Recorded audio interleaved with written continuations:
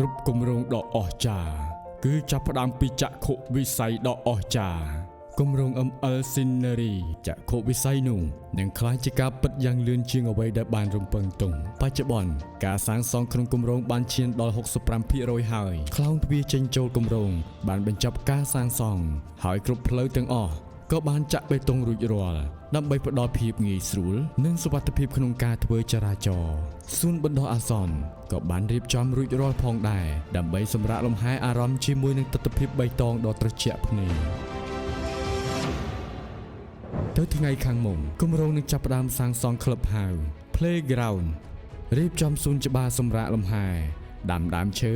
និងរុក្ខជាតិនៅតាមដងផ្លូវនិងខាងមុខផ្ទះដើម្បីបង្កើតជាសហគមន៍បៃតងធម្មជាតិសម្រាប់ការរស់នៅពោរពេញដោយផាសុកភាពនិងភាពសុខដុមរមនាប្រព័ន្ធសុវត្ថិភាពស្កេនចេញចូល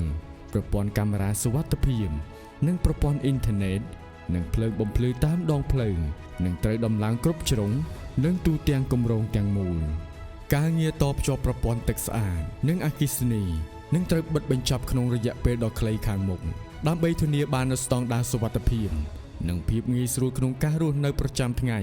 ទន្ទឹមគ្នានេះការងារសាងសង់ផ្ទះត្រូវបានយកចិត្តទុកដាក់និងពន្លឿនសន្ទុះនៃការសាងសង់ឲ្យបានឆាប់រហ័សដោយការគ្រោងទុំដើម្បីប្រែក្លាយឲ្យទៅជាសហគមន៍រស់នៅដ៏ទំនើបនិងសុខសាន្តត្រាណ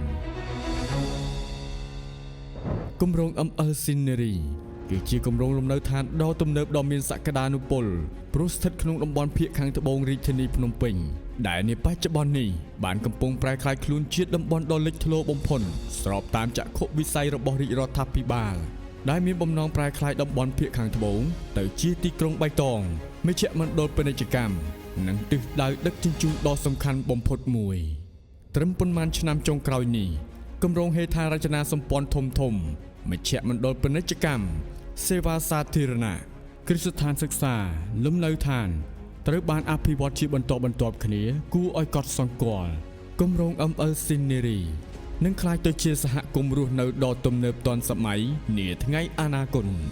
ចាប់ផ្ដើមអនាគតជាមួយគ្នាបុរី ML ធ្វើឲ្យជីវិតកាន់តែមានសុភមង្គល